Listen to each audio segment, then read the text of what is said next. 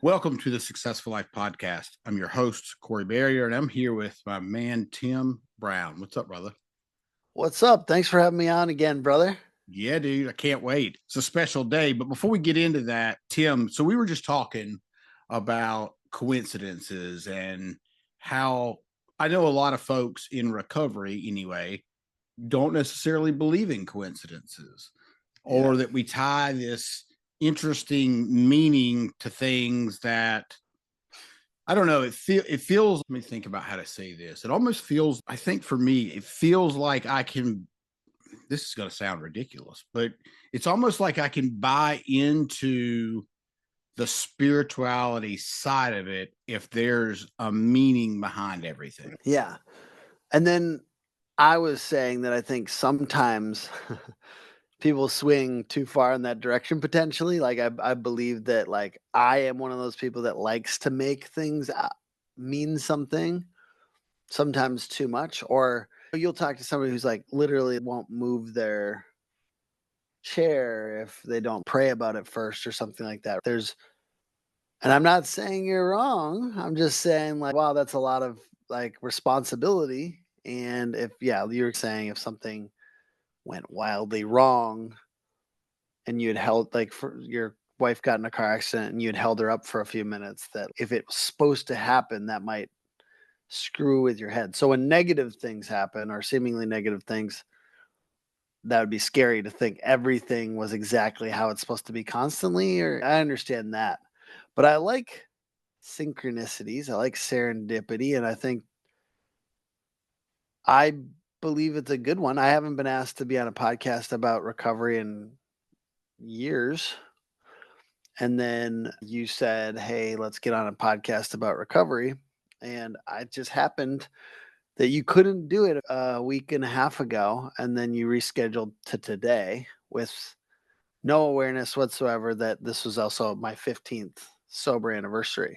So 15 years ago, I was in a psych ward and believing in so many synchronicities that I was a little over on that idea. But I was also on a lot of psychedelics. So it wasn't just I was this serendipity king over here. I was also on a lot of psychedelics. But anyways, I love having synchronicities and serendipities today. I think my main thing is that I want to be a child of God and I want to live in right relation to the people around me and hopefully live in accordance with my own internal principles as much as I possibly can today. And that's a big ideal, what I'm shooting for with my recovery. So if for people that are, let's say they're newly in recovery, listen to this. If I get an internal, let's call it discernment about a situation or about a person, when I first got sober, I felt, is this my will or is it the discernment? And still sometimes to this day, I'll question whether it's because if it's something I really want to happen, then I have to question like how much of is it me or how much of it is alignment. Yeah, and I think a lot of that, the lack of clarity there that sometimes happens is partly related to the alcohol and drinking and for me, drug use stuff that I used to do because I had ways to trick myself into feeling good about my decisions, even when they weren't great decisions. And some of them came from supposed instincts deep down. Maybe where does God live in my body? The back of my head, somewhere in there, he's tickling. He's usually a small, quiet voice, right? Or it is a small, quiet voice, or however you want to say it. But deep down, I had this instinct to continue to get dopamine. And part of that was through the trick of all these substances. And so I think you probably have to spend a little bit more time deciphering than somebody who wasn't, you know, addicted to things. I think that confuses our whole brain chemicals. And as I do think as time goes on, as being in recovery, I think that there's us more confidence at least, or at least I feel a little closer to like my internal compass seems calibrated. Yeah. But that's the thing is like why people say you need to stay in recovery or part of a community is because it doesn't necessarily just happen because you're sober. It happens because you're creating deeper connections with human beings and making a, a spiritual gravity force around what is your actual like North Star. You know what I mean? Which is it's a mixture like conscience and then also like outside people that love me actually telling me, yeah, you're doing the right things. Like that's one of the ways I know is like the help from other people that actually have my best interests in mind. And I got around a lot more people like that. Not to say that people, yeah, a lot more people like that in recovery. And I still love a lot of the people I used to hang out with, and some of them are dead, but Yeah. that tends to happen as well. If you're really partying pretty hard, some of them don't survive. You mentioned psychedelics. That's certainly part Yeah. of my story, even after I stopped drinking. Now, to be clear, microdosing, I don't do anything a lot. I don't do anything a little bit. So if I microdose, it was like every day, right? Opposed Yeah. to every other 3 days or whatever. Yeah. But I do believe there was a level of consciousness that Sure. came along with that. And I'll Yeah. tell you when I really realized it was 2020. When COVID happened, it was clear as day what was going on to me. Like there was no, I understood exactly what was going on. And it was mind boggling to me that everybody didn't understand what was going on. But then you got to disassociate from everything happening and watching people migrate in herds to this narrative that was happening. And it was mind blowing to me. Do you think that psychedelics brought you to a level of consciousness that maybe you wouldn't have gotten to otherwise? Yeah. That's kind of a funny, yeah. I used to really feel that way, like very strongly. And I was like, I still don't resent or I'm not mad at. I did a lot of mushrooms, but I usually do like macro doses, heroic doses, maybe even sometimes. But I think for me, I don't think I was quite using them in a spiritual way. I'm not even saying that there's anything wrong with that, or I am very open. I'm okay with everyone's take on this stuff. For me, it's not me at this point, but I definitely thought I had unlocked some things that were creative and maybe a little spiritual. Like I used them occasionally to go into certain things. Like I was really into Joseph Campbell, the hero with a thousand faces, and his like basically studying of legends and like oral traditions of the hero's journey. And I think because I was trying to be an artist and musician and trying to like unearth truths about the human spirit and stuff like that. That's how I felt at the time. Now, as time has gone on, now I'm 15 years sober and I haven't done anything like that in a long time. I think I let the like idea that psychedelics unlock a ton of things kind of fade for me. And I'm not even saying that it's wrong. I'm saying that I didn't feel like that was I think sometimes it might be even like it could be a cheat code. It could be a cheat code. And then for me now, it's weirder, deeper ways to tease out some of those insights. Like I went on a 3-day meditation retreat. I've swam with sharks and scuba dived. You learn to control your breath and you learn to not panic. And I've hung out with great, incredible home service contractors that taught me about the way that there's a lot of stress as you're doing that, right? Because you're building a business that taught me the ways that they found to satisfaction in life that wasn't related to just money anymore, that they like had gone beyond where they needed anything else through stoicism and other ways. Like so the beauty and adventure that I find now, to me, it feels more rooted and a little like more controlled in a way that feels correct and wholesome for me now.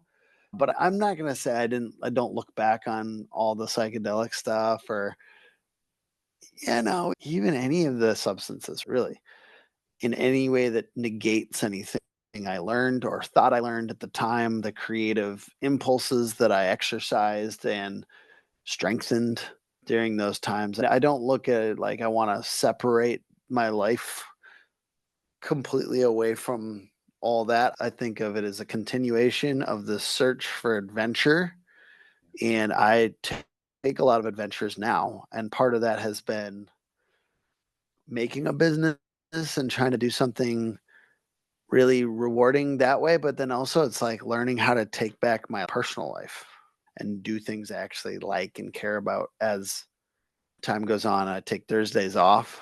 I take an hour every single day during the workday and I meditate and I read and journal. And I'm trying to live life now with a little bit more consciousness, Makes sense. not just workaholism and neuroticism, which I needed for the first 10 years of my business, which I needed to have obsessive effort application.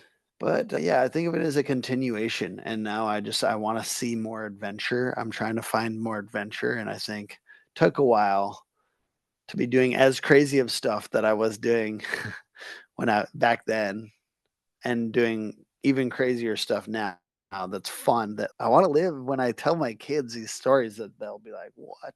It's wild. And you did that sober? That's so cool. And oh, yeah, by the way, you should do it too. You should go climb mountains and scuba dive and go to see gurus and mountains and do silent retreats for 3 days and whatever else. I think that was in my neck of the woods, right? Wasn't it in North Carolina that you did that? Yes, That's Boone, right. North Carolina. By the way, that was a great experience. The Art of Living retreat up there is a great spot, both for a more like just a wellness retreat. You can go up there and just do acupuncture and clay and stuff, and then you can also do those like more intense like silent retreats and stuff. So it's a pretty cool spot. What was your biggest takeaway from that silent retreat? Whew, I think just letting go. I think hit me like a ton of bricks, just the insignificance. You're sitting there, excuse me, I was sitting there day and a half in. The interesting thing was we didn't know if this guy was going to come. This guru Sri Sri Ravi Shankar. Never had heard of him before in my life. Not the I think there's another guy named Ravi Shankar that plays instrument, but not that guy. He's just a meditate. He's taught a lot of people how to meditate. And he's been involved with like de-escalation of like violent conflicts. He's there. The meditation stuff has gone to like prisons and like young people. He's basically like his meditation style is now it's called sky breath and it's everywhere. And he believes that anxiety is like the fundamental component that leads to like war and conflict. And so he believes that like it's really important to do breath work as it allows us to deal with that issue and others. And just saw him that day after being silent for a day and a half. And it's just all these people coming up to him. And he's like almost like a god to them. Right. And I'm like, oh, wow. Like this. And like people crying and everyone like crowding around him. And I was just like struck with like the inverse of ego, right? Like insignificance. I was embarrassed at how little my life has come to in a way, even though I got this business and I want to help the trades like become elevated and all that, all the junk I always say, right? Like I just felt very insignificant and I went out in the woods and I fucking cried like I got punched in the gut as hard as you could. I remember sitting on this log and covered in moss and I'm just like weeping and somebody passes by, another person's at the meditation retreat or whatever, and I like hide my face and I'm just ugly crying, right? And I don't think I had an epiphany in that moment. I think I just got the shit kicked out of me by, hey, you got to think bigger. There's people out here changing the world for real with simple things like mindset shifts and meditation. And as well, you got to let go. Because I was in the middle of 3 days, no phone, by the way, no phone. no, like complete silence, no talking. I couldn't say anything, and that that letting go. It was like obvious to me. Like I had to let go of all these thoughts because they were crushing me. I just had to let go. Which is almost impossible for people like us Yeah. sometimes. Yeah, and I remember trying to, like, come up with to-dos, like, it's so crazy, like, when you get in this mad rush of living, I'm like, "What are the to-dos? Okay, I'm gonna do no phone every night with my family." Like, I'm, like, coming up with all my to-dos to lock this experience in, man, and I think really, though, like, what I think about, like, with reflection on it is just, like, letting go and letting like, it's kinda like life's gonna happen to you no matter what, Yeah. and you flailing is not gonna fix that. In this last year, it's just been, like, even after this and that other trip where I, like, had learned scuba diving and not freaking out when I saw a shark in my face was like, kinda don't struggle. Who did you Don't do that? struggle. Did you do that with somebody? Yeah, I did that with Eric I Obernt. knew it. I knew it. That's Eric, exactly yeah. why I asked, because he's the Yeah, only Eric, dude I can imagine that you could have done this with. yeah. And I had 2 other people, Ty Cobb Backer from, Yeah. BC Backer Construction and Joe Hoffman from Hoffman Weber, and both like they have $50 million plus empire. They're both really smart. And so in between, I literally went because those two guys were going, and I like just I'm sitting there like taking notes on all the things that they have to say because I like look up to them like deeply. And so I that's why I take the hour off every day now. That was Ty Backer's take. And then Joe Hoffman told me to do this workshop with my wife about what is our enough like number dollar amount, get it very clear, know for sure. And when I did that math, I realized like what we need to live, we actually get more than what our enough is. And I don't even need to make any more money at all to be happy. Like basically, it's like we're obsessed with more, right? And it's this entrepreneur's curse. But, anyways, that was a whole nother scenario. But the whole thing, the takeaway for me was like, stop struggling. And that's a funny way to say it because it's like when somebody throws out something to save you, right? They throw out a life raft or a life preserver, or like one of those circle things. You just have to grab on and don't. You struggle in the water and you'll drown both of you. And I don't know, for some reason that just came to me this last year. Don't struggle. And I feel like it's kind of a weird thing to say, like 15 years sober. I'm not like currently going to church or anything like that, but I do think there's a certain amount of I am being saved. Like for real being saved because like all the momentum that we've created now, other people are helping me more than I'm helping myself. The And 80 that's 20 rule, maybe. yeah. Now it's team, right? There's an actual team on my side helping me, and I just got to stop self-sabotaging, which I think that the hardest part when you're in recovery is to not hurt yourself in other ways, right? Like people get addicted to that pattern of self-sabotage and kind of ups and downs. Man, I've just been talking a lot. I apologize. No, you're good. This is why we're Trying to say here. all the things. We might as well. I would like to just really quick tell everybody about what you do, and then we'll Yeah. dive right back into this. Sure. Yeah. Google marketing for home service contractors, SEO, PPC websites, Google ads, and Google Maps and LSA, anything to do with Google and getting leads. And we work with a lot of roofing contractors. We have 100 plus, and now we have around 20 HVAC contractors. So I think the first time we did this podcast, I maybe had 3. Yeah. We've since gotten a lot of new HVAC contractors, and I think plumbing is next. And I think we have 5 plumbers, but in the next couple years we'll be pushing harder into that. But really just trying to get the whole team up on these things and know about the industry, because that's certainly where an agency starts to be a lot better, is when they know about the industry and when everyone is not, they're not trying to get the basics every single time they talk to you. They're trying to get, all right, yeah, you've seen that before. How are you different? Knowing what's not special in the industry and knowing what is, and like trying to push into what's special for people. I think that's a huge piece of what we do. And it's a 30-person team here in Minneapolis and in-house everything. And it's a little different than some places on the small side. And then compared to bigger agencies, we're just higher customer or employee to customer ratio. We usually have less customers per employee than a lot of companies. So we're a little higher, more like higher touch boutique style.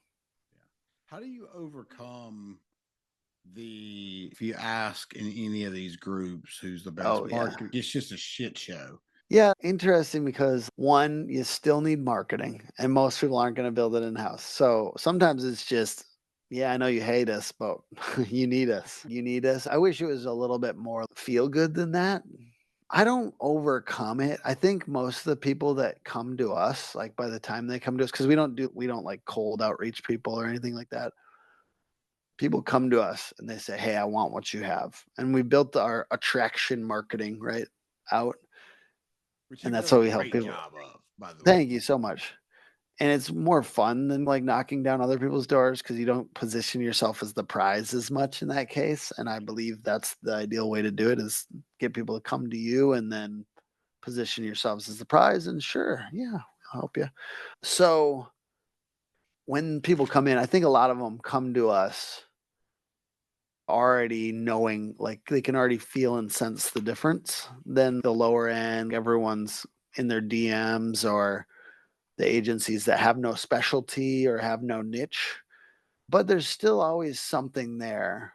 And I think there's always like a mistrust. Just I know you guys as contractors have to experience the mistrust from homeowners that are scared that you're going to take their money and not do what you said you're going to do. So the best thing I can do is just try to get around more people that have integrity and that do what they say that they're going to do, that believe in the golden rule, that treat other people like they should be treated, that care about getting them the right thing for their situation. And then those people generally believe that's what we're doing, which is what we're trying to do, right? It was just we're trying to do the stuff that they actually need, not sell them shit they don't need, or trying to help them grow their businesses. So I think it's just more and more we're trying to get around people that act like that and thus trust people like that.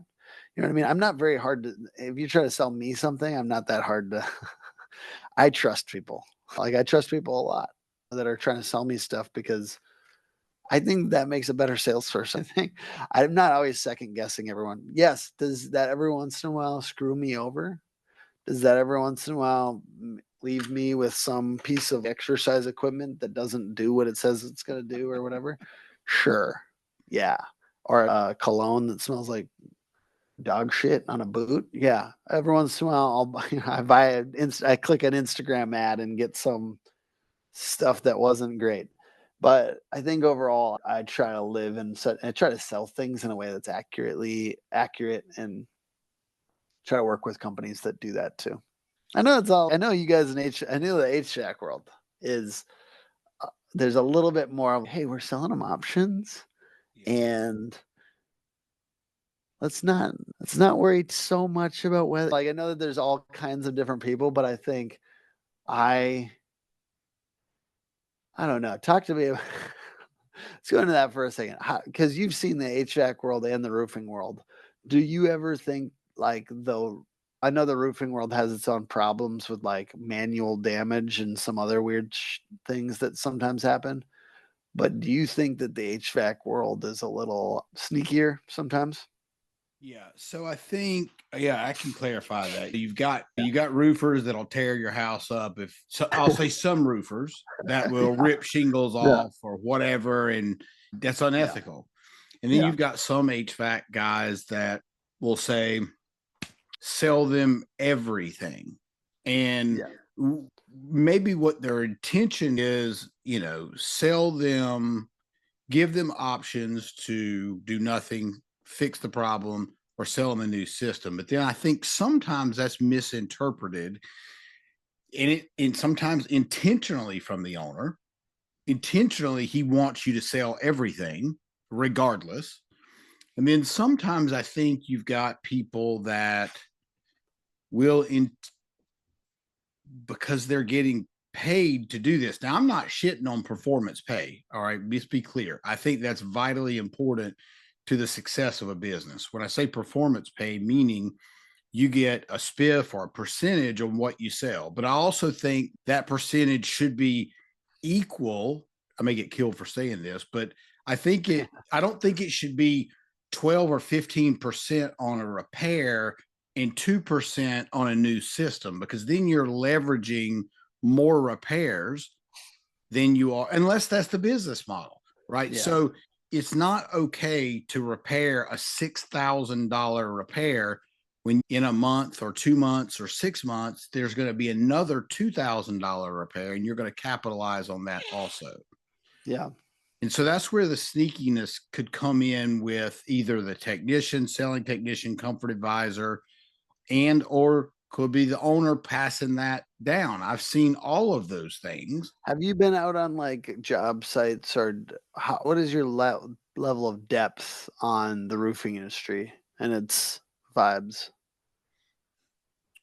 Ask me the question and I'll see if I can. Have you seen any, are you aware of the level of occasional lack of integrity in the roofing industry? And I'm wondering if you could compare the levels for me, if if you have that information, but I don't know. Probably worse in the roofing industry. Yeah. And I'll only say that I say that because, Yeah. all right, most roofers are not actually roofers. They're glorified salespeople. Nothing wrong with that. And I realized this when I went Yeah. up to Hunter Blue's Revolt. RoofCon. Oh yeah, Revolt. And Yep. I'm sitting around with 50 other roofers, and they're all just salespeople. They're not hanging shingles. They're not climbing on the house, which is my idea of a roofer. Now, some people do, but very seldom do you hear of the roofer being the actual guy getting on the house, and he may be looking at the shingles, but he's not installing anything. He's got a team that does that. He's just selling the roof.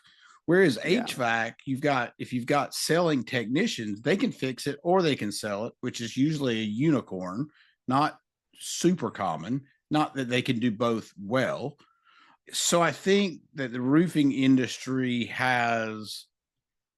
it's a little bit more renegade. No, yeah, I think, and it's also, I always think about indoor, outdoor, like indoor cats versus outdoor. But the thing is like HVAC. I think I thought it, I'm just going to be real right now. Somebody can hate me if they want, but I think I thought it was a little bit more white glove soft.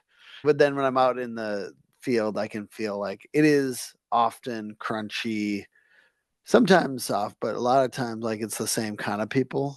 It's just, there's a certain pretense that gets dropped when you can do the work. You know what I mean? Like because people that real techs, feels like real techs that can get this shit done, like sometimes they seem a little crunchier in certain ways because they're not scared for their job. What are you gonna fire me? I'm the one guy that knows how to do this, to work on these systems for real. You know what I mean? There's a little bit more of that, that would be reminiscent of the actual shingle installers versus the salespeople, kind of like you're saying. And so there's it's a down to earth, salt of the earth vibe that sometimes like we don't see because a lot of the shingle installers are Mexican, and we're not always having, when I go out on the job, I don't know Spanish, so I'm not always having those conversations with them. I do know some like I'm friends with shingle installers. They just happen to be a little fewer and farther between for the industry, that as far as the white dudes basically. And I know the ones that do have a little bit more of that vibe too, which is the more like, hey, what are you going to do? I can actually do the work, so try messing with me. And I'm actually going to do the work. I'm actually going to carry 600 pounds on my shoulders up a ladder, and you can't do that because those guys that install are like, it's mind blowing to me how they're just like a machine. Like, I don't understand how they work so hard. There's a sophistication in the work though that's a little different. Like sorry, I'm just like dissecting the industry a little bit, but like In HVAC, the level of technical information, like knowledge required, is a lot higher. It feels, not to say that there's not valleys and intricacies on roofs, but they're just not as technical. So it's a little bit different of a industry in that way. I would say I was surprised a little bit by some of the aggressive sales tactics in HVAC, and I'm not even anti. That's the point. It sounds like I might saying that out of the gate. It might sound like I'm anti. One, I'm taking notes. I'm also learning this shit. Thank you. And then two, there is places where it's too much, right? There's like spots in the HVAC industry that are a little, you guys are better at it, but there's also places where it's a little like, maybe you're going too far with some of that, from what I can tell. Yeah, no, that And makes that's sense. just like my first couple years impression here. Yeah, I agree. And some of the Yeah. people, and I'm certainly not going to drop names, and they're not all bad and they're not all good, but there's a lot of sales trainers out there that they teach you to pretty much not take no for an answer. And I don't really agree with that. I think that you can push a customer, let me say push might be that might be aggressive. You can leverage the knowledge to get a customer to make a decision,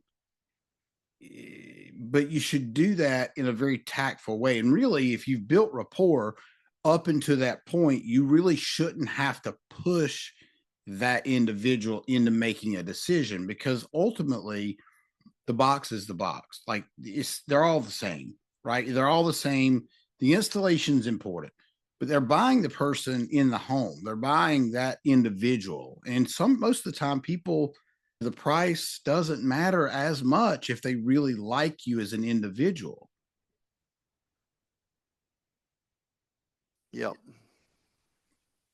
And some companies don't know how to overcome that. And a lot of that is they've got their technicians are scheduled so tightly that they don't have the time to build that relationship. And I get it, summertime, it's when you make all your money, but you're also doing your technicians and the customer a disservice because you're not allowing them time to build that relationship.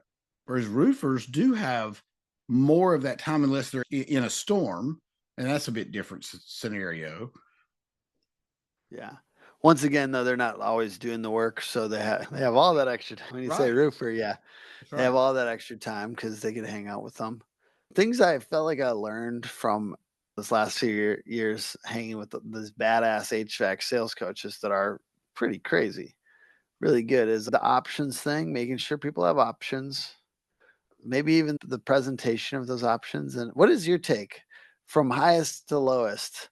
What order do you recommend giving options? The highest. Start at the Start. highest? Is that what you mean? Yeah, start at the Yeah, highest, that's what I've because heard. Yeah. there's some people that are gonna want the very highest thing. It's if you go buy a vehicle at whatever dealership, you may want every option on the vehicle just because you want to have the vehicle with all the options. But if you don't have that option to buy that vehicle, you can't buy it. Most people are going to land in the middle. Some are going to land at the bottom. But a lot of times, if you do it the right way, 90% of them are going to land in that middle option, because they don't want the shittiest system and they don't want the Cadillac system. So where do they land is in the middle. Mm. Something I didn't experience with roofing sales coaches, but I enjoyed with HVAC is around even things like magic moments where you're calling the customer by their name. By the way, the more you use the name, the higher the sales likelihood goes up. I did not know that. Rilla taught me that. The magic moments thing, Joe Crucera's thing, where it's like, "Hey, can I tell you something? Hey, Corey, can I tell you something?" And then they say yes, and you get permission. And then the idea of, I think it's really good what you're doing for your home. And I believe that this is the exact right thing. And I think that getting this taken care of before it turned into a giant problem was wise of you as a father or as a mother or whatever. They didn't have that. And roofing, they didn't know about all this. They didn't know about using it's is using humanity, but I think it's like also treating people like humans. You know what I mean? I think it's smart. And there's a couple other things like that where it was like, I just felt like when I came into HVAC, then the level of sales coaching was just up from roofing by a lot. So I hope that roofers learn a lot from as some of these coaches and consultants come over from the HVAC world into roofing, cross pollinating the professionalism and a little bit more of the soft skills of the sales process. I think roofing has been spoiled by insurance and storm work to the point where they don't necessarily even need to have a high touch sales mindset. They're literally just prescribing the fix to a storm damage problem. And I think that these softer, high touch vibe selling, I don't know how to say it. All right, so let's go Yeah. back for a second to you where you Yeah. said it was really great that you're doing. Can I ask you a question? Is it really great? Yeah. It's really great Yeah. you're doing this for your family or little Yeah. Johnny or whatever. I Yes. think that's fine as long as you truly mean that statement. Yeah. And I think I believe that it will come across subconsciously. I'll pick up on if you're just If telling it's me not that. authentic. Yeah. Absolutely. And I think that's Yeah. where that part gets lost in translation because people Which, that don't really yeah. mean it are saying it and it's not working. Yeah. And it's funny though, because like that and things like it, when we compliment somebody, I think no matter what, even if you knew it was a tactic, it's hard for somebody to hate that, you know? So no, I'm not even saying it's absolutely right or anything, but I do think that when you say positive stuff to the homeowner, when you make it a positive feeling experience that like touches on like human connection, I think that we could stand for more of that, even if you and at the risk of us disagreeing, and I don't think there's anything wrong with it if we disagree, but I think that it's better almost every single time. Even if you're contriving it a bit at the beginning, if you can learn, like I said, I hope it's okay if we disagree Yeah. on this, but like I think there's an element of if you can on purpose put more of those types of things into the sales process, that you can create brain chemicals Yeah. for that homeowner, and almost even if they know what you're trying to do. And I think I when I find myself in a situation, because I use these things in sales now, and get on a phone call with me and we'll test them out sometime, audience. But I truly do make sure I try to like fully be there and present and use presence to really truly mean it. I don't say it like it's a line. I agree that you have to have full emotion and feeling. And somebody could do one line in the home, the exact same line, but with the wrong inflection Yes. and with no spirit of like empathy and like actual presence. And that line will just flop, flop. And then on the other side, if you did that same line, same exact words, but like with pacing and you care about the person. And even though, yes, you've said this line before, I actually am really proud of you, like that you're getting this taken care of before it turns into a bigger mess. And you have conviction when you say it, then it could definitely hit much harder. So I think that like those things still can be, Developed, there I can think be is a what you're saying. prescription for those things, which is like pacing, body language, facial expressions, and emotion and presence. And you can I'm not naturally that. I can figure out how to do that with the person I'm selling to, and I actually can try to be more present. And I think I'm not a master HVAC salesperson by any means. I'm just more, I like that there's a little bit more intention in this industry around things like that. That's all. That's what I like about it. Well, and I think you can develop those empathetic, emotional I think you can develop the talk track and the emotion, even if you don't mean it at first. If you're trying to get to that point, I do believe you can rewire to the point where if you see it work, or you test it and it works, I think you can develop into the person that really means that as well. Yeah. Yeah, and hey, this process of learning sales is always so back and forth on that thing where it's like, what's authentic? And then it's this works. And then you're like, I want to make sure that this is authentic because I don't want to go off in a path that like ends with me being a piece of shit. And then it's, I do know that this works. I know that certain things work, and I'm trying not to use them. It's like at this point in my life, oh, Yeah. I like the camera went way over there. I thought it was um, following you, but then over it kind of got here. stuck. Yeah, where'd it go? My robot got stuck over there. There's an element of I want to be like I feel powerful. Like I'm sure you feel this way too. Like with sales, like things that work. And not all of those things are we learn some forbidden knowledge along the way. When you study sales, you like I've got a bunch of sales books behind me. I got the 10x rule, the challenger sale, pitch anything. I've got some of my favorite books. You learn some things along the way that could be used for ill or ill-gotten gain or whatever. And it's a weird thing because I do feel very persuasive. And I do know how to help people do what I want them to do. And But I'm not saying I'm like the best salesperson ever, but that is a weird part about being a salesperson. yeah, but you're doing it because you know the outcome is going to be beneficial for them. Yes. You're not doing it because you're trying to strip them of $30,000 and they're going to get Yeah. nothing. Yes. And that is the trick, right? It has to be like one of my other favorite books, Think or Grow Rich, says essentially it's hard to get wealthy unless you have the mindset that every exchange should be good for both parties.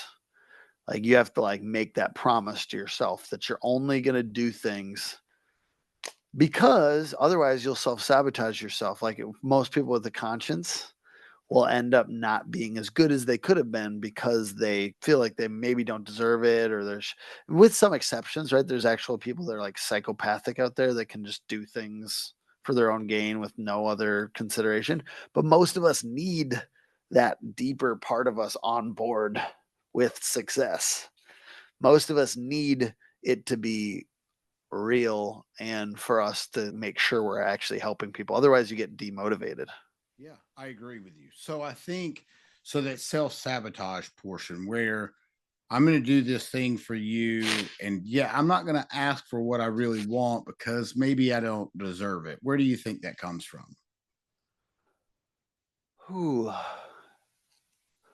I like that too. And I think I'll come back to that in one second. I just want to take 20 seconds and say, I think that this is really important when selling or growing a business too. Because if you have two thoughts, you have, I want to sell a lot, but I also don't know if we can handle it, the amount of work, then you're going to always be subtly, accidentally selling against yourself, even if you don't know to the people that you're selling to. And so you have to get that really clear. Can we handle more work? Yes. And I want more work and I want a lot of it, right? Like we have to get that very clear in our subconscious so it's not pushing against us. And I think where that relates just more generally to life is like, I need to get it clear that I'm a good person and that I deserve winning. I need to clarify at my deepest level that I love myself Mhm. because I don't want to be the kind of guy that's like subtly. Because people do that all the time, right? You'll talk to even somebody with a big ego and you can tell that they don't really like themselves deep down kind of thing. Yeah. And I think that if you don't get that clear and love yourself, you're going to accidentally push other people to not love you too. And that doesn't mean just, oh, I get myself a really nice car and I do first class lifestyle things. It's no. How do you talk to yourself when no one else is around? Are you like, I'm a piece of shit? Or do you say, I really appreciate that you're trying? Like, I think like something I've been working on, and it relates to all that stuff we talked at the beginning around like letting go and creating a life that like has a little bit of room to live, not just work, is like how would I treat a friend? If I was a friend, how would I treat him? And I think that question helps me clarify all that so I don't self-sabotage as much. And a lot of it has to do with rest. Yeah. And a lot of it has to do with finding ways to do stuff I like every single week. And sometimes that takes like negotiating a little bit with my wife or telling her why it's important. Hey, I need to go work out in the mornings because I feel a lot better when I do. And I think it's the right thing for both of us if I'm feeling good. And which takes a second, but then it's not as hard as you think once they get why it's good for you. And yeah, I bet you a lot of people when I first started taking Thursdays off were like, what the fuck? But now they know because I'm more calm and I'm more centered when I'm at work. I think that's just knowing. I think that's self discovery, knowing yourself or discovering what's beneficial for you. And it doesn't mean, and it's not the same for everybody. In fact, most people, it's probably very different. So, where do you think the self sabotage or the I'm not good enough comes from? Because I think a lot of people in Yeah. recovery certainly start that way because addiction starts with some sort of pain and it ends with some sort of pain, meaning the addiction starts, whether it's food, whether it's drugs or alcohol, you're doing it to cover up something, and then it gets away from you, and now the pain is that you've got to do this thing that's destroying your life until you decide to put it down. That makes Yeah. And I sense. think, yeah, absolutely. And I think like when I was early in my 20s and stuff like that, I think I related it back to my parents and maybe even some like religious trauma because I grew up in the church and they had a lot of things that they're always making you think you were wrong about. Just even like basic like sexual urges as a teenager, all that stuff, right? That like makes you think, oh, I might be a bad guy. However, I sense I don't really have a lot of resentments against those types of systems or people at this point. I think we're all doing our absolute best. And I think no matter what, there's some like suffering. And I think part of that is like ego and the inverse of ego, self-hatred. That there's no matter what culture you grow up in, if I grew up in a super Eastern culture or in my case, Western religion or whatever. So I don't know. I just think that those things happen to the best of us, so to speak. And I've taken as much responsibility for it as I possibly could. Where did I, not in a self flagellating way, but in like a, what how could I take responsibility? What did I do that could have led to this? Because that's the only way I'm gonna get control, or that's the only way that I'm gonna get, like, some positive next step to help with it.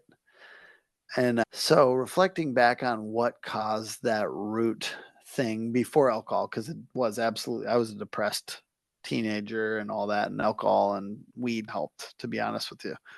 So rather than ruminating on what, because there's so many ways to like have resentments, so many things that angry father, weird pastors, very weird pastors, and teachers that didn't give a fuck, the military industrial complex. They really did make school about compliance because of there was a period that I don't know if you know this, but there was like they actually changed school to get more compliance because they didn't need critical thinkers anymore. They needed people to work in factories. So there was literally like a push to Yeah. change the whole curriculum, and we wonder why it didn't feel great. Like, it was literally just about compliance. So there's so many things that could be, but I just look at it now, I think being cognizant of that for my kids, like trying to be real about the limitations of current educational system and whatnot. But for me, it's like fitness, like meditation, taking as much responsibility as I possibly can, nutrition, and like, so that I don't do it again. But other than that, I don't think I do my best not to sit there and like constantly analyze the roots. I know, like I'm in therapy and stuff too. I do all the things. But I try not to sit there and like resent the pieces of what might have been the first couple inclinations towards like substances. Those things have long since passed the window of opportunity to fix. And so I just focus on now what I can like work on. Yeah. Have you ever heard of a program called ACA? I think so. What is it? Adult Children of Alcoholics and Oh, yeah, yeah. Functional. So here's what's interesting about this. So I'm working through some of these things right now, and what I've found is like when if you don't think that you're good enough for this thing, then there's a level of approval seeking that Yeah. you're looking for, or that I would be looking for. And that stems from not getting that approval as a child. Now, it doesn't Yeah. mean you go blame your parents for this Yeah. thing. That's not the idea. The idea is that you have the knowledge now to do different. And it's really fascinating because I I told the story for years. I had a great childhood because that was just the story I told myself. Yeah. And looking back and now digging into this, like it really wasn't a great childhood. It just wasn't. Like for a Yeah. lot of reasons. Like I didn't Yeah. go through any molestation or anything like Yeah. that, or I didn't get beat, where it's just what you think a lot of people think of, or I thought of as a bad childhood, right? Yeah. It's like the drunk under the bridge, right? Everybody that's an alcoholic is a drunk under a bridge. That's just not true. Yeah. No, I think that's good. Yes, my dad was angry and we had issues with that when I was growing up. The one funny thing that happened recently with my pops is that a thing with him. My mom passed away this past year and he's going through his own weird transformation. I swear to God, he was wearing like Tom Ford cologne or something. Like, what is this? My dad used to only wear Brute. But anyways, I was trying to mirror, you know how in sales we mirror Yeah. things. So I like took him by the shoulders. I looked him directly in the face. And I shook him and I said, "I am so proud of you." And I told him to do it back, and he did it. And I'm like, I don't care if it's inauthentic. I needed that. I needed my dad to say that to my face. It's so funny. Yeah, we had a hard time getting that approval in any way, shape, or form in my family growing up. So I know exactly what you're talking about. And yes, you could look at it, and if I scrutinized it, I could say that was not a great childhood. But I also, it's like when you become a parent. Are you a parent? I raised a daughter for 10 years, but she wasn't mine. Yeah. But you know how it's hard to, you judge you're judgy until that's you. And that's, oh, I see why they like let them be on their tablet or something in public. Or so I just try not to be too now as a parent, I'm like trying not to be too judgy, although I don't yell and I don't want to ever yell in front of my kid because that was tough. Yeah. Yeah. Because it's really like shame. Like you felt Yeah. shame because you were being yelled at for whatever the thing was, because you didn't know any Yeah. different. And Yeah. we interpret things the way we interpret things. And as a kid, you don't have very much context as to why these Yeah. things are happening. You just Yeah. have to take your own perception of why they're happening, which is I'm bad. That's why it's happening. Yeah. No, I agree 100%. It's Yeah. good to look at that every once in a while. Yeah. It is deep. It's deep. We go through Yeah. some of this in, I'll just say, in 6 and 7, character defects. We look at how those show up in our lives, and they continue to show up. It's not like that we get rid of them, but at least you're aware once you get to that point in the steps. Yeah. I agree. So how much time do you spend with, I don't know, do you have sponsees? I guess I can say Yeah, that. I have one sponsee right now, and I kind of always am on the lookout if I can help somebody. I try to make sure, like, I'll do a couple meetings with somebody and just make sure that I could help them. I think sometimes if somebody's committed to using certain other things besides alcohol, I'll be like, I might not be your guy because I was actually a stoner too. So I was a stoner and I needed to be done with that. So that's why I'm not probably not going to be the best sponsor for somebody who's like California sober or whatever. But yeah, I sponsor somebody right now. I don't know if I've always been the best sponsor. I don't have the greatest track record of success with my sponsor, if I'm really honest. But I've got a guy who's like almost all the way through the steps right now, and I'm really grateful because it makes me feel like less of a bad sponsor. But yeah, it's really good. Usually grab food with them before the meeting and stuff like that. I go to a meeting every week usually. Got one in Minneapolis and one in Austin that I go to. I'm usually a once a week guy. When I was first in recovery, I would go 5 times a week sometimes. So Yeah. Well, the community side of it, I think for me, I usually go to 3 a week in person. Occasionally I'll do an extra one virtually. It's just not quite the same. And then I do host, I shouldn't say host. I provide the Zoom link, I should say, for people specifically, just like Eric Obramp does for roofers in recovery. I do the same thing on Saturdays for people in HVAC, and it's starting to pick up some steam, which is really interesting because going to a regular meeting, everybody's the same, but when you're in an industry specific meeting, there's a level of openness that happens there that's very different. Does that make sense? yeah, no, I agree. Yeah. It's really interesting.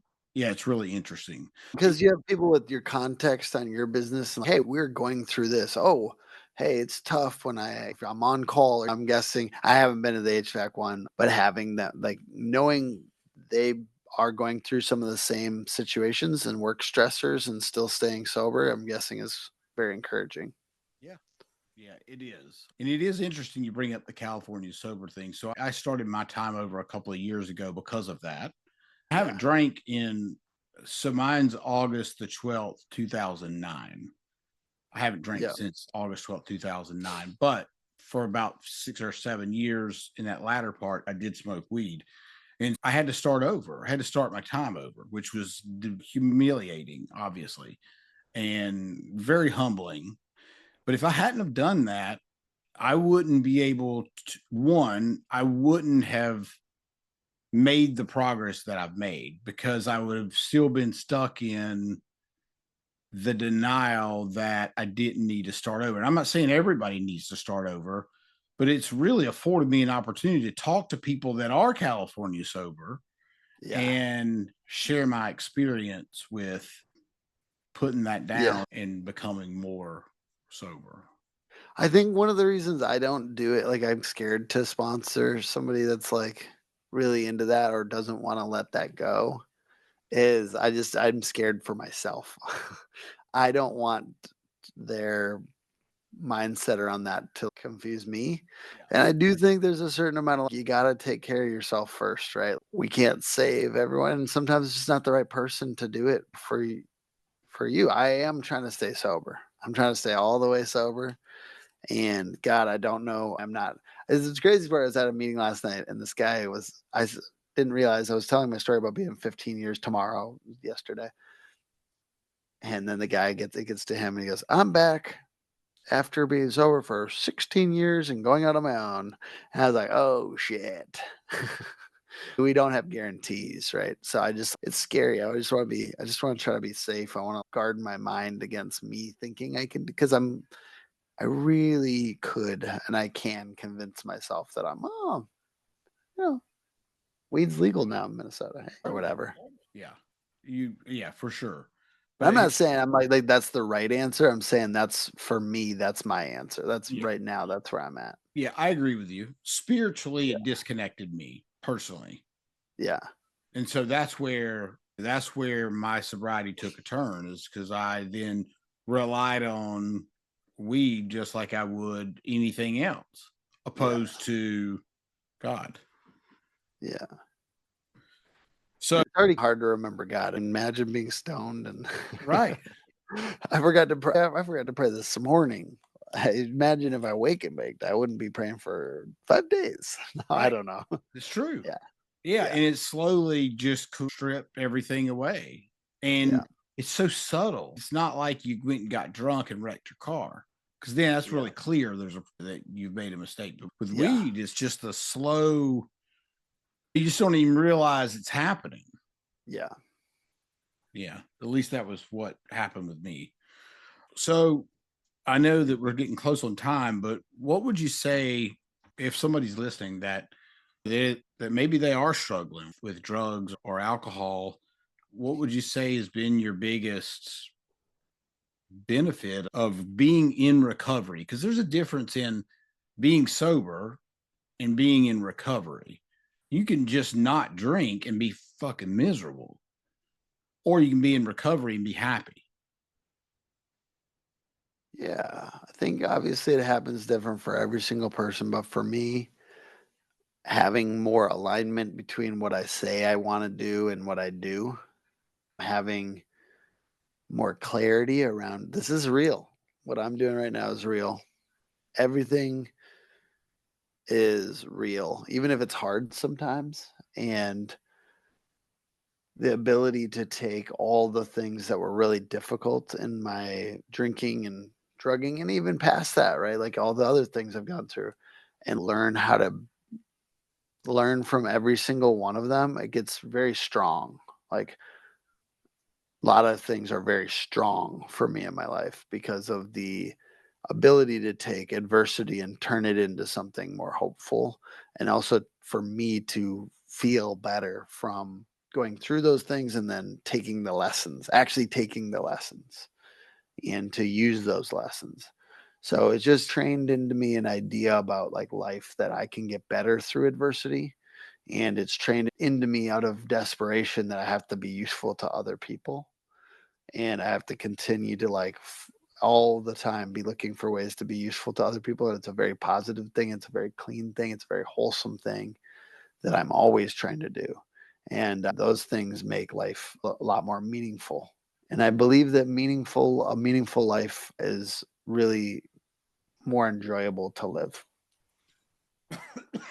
Also, I agree with everything you said, but also I think, and I bet you'll agree with this, we have a framework that allows us to recognize. I'll give you a great example. When you let's just pretend that you say something shitty to your wife, and you know it's shitty.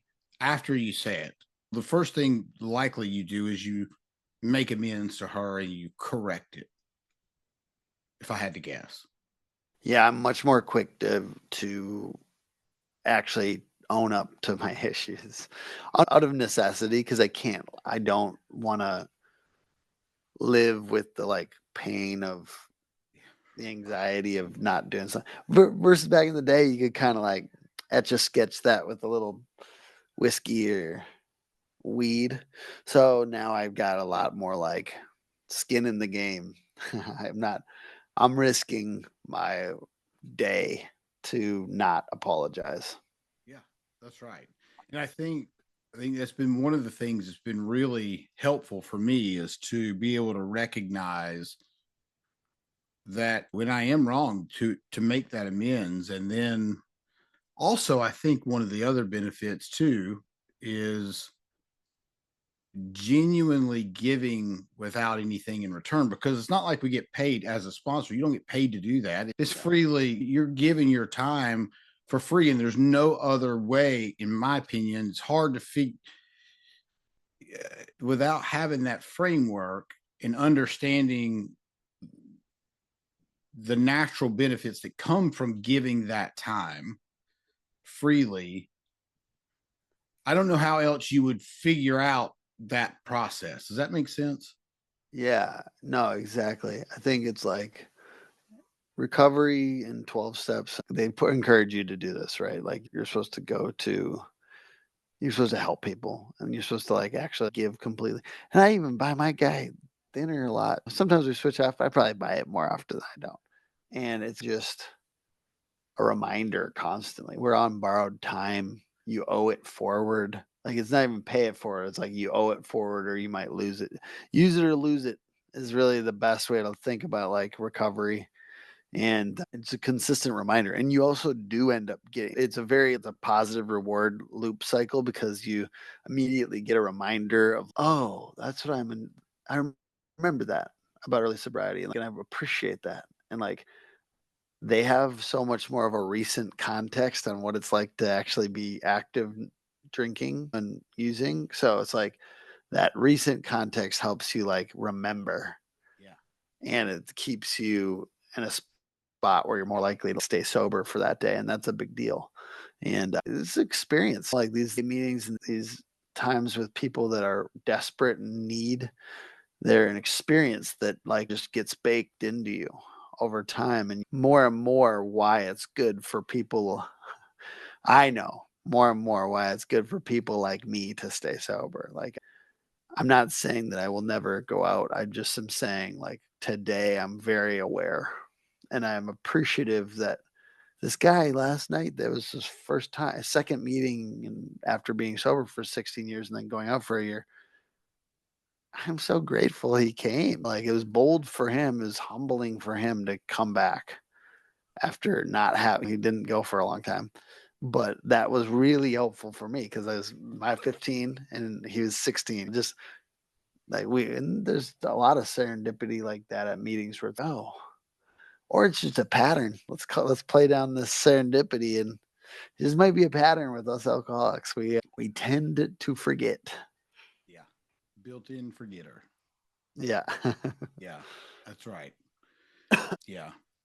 Yeah. But I'm really grateful for the program being there and having the steps and being able to give back. I think it's made me a better human being Oh yeah. for sure. Tim, where can people find you if they like to talk to you about recovery or Yeah. purchase your marketing? Sure. Yeah. Tim Hook on Facebook is a great way to find me. Tim Hook, and hookagency.com to check out our marketing services. And thank you for Corey for having me on. I don't think, like I said, it's been a long, even the ones where I've told my story, I didn't go more into the like solution style stuff. So it's really nice to be on a podcast and get to talk about this and go deep on it. So thank you for letting me do that. Yeah, you're welcome. I appreciate you doing it, my friend. I'll talk to you soon. Yes, sir. Thanks. You got it.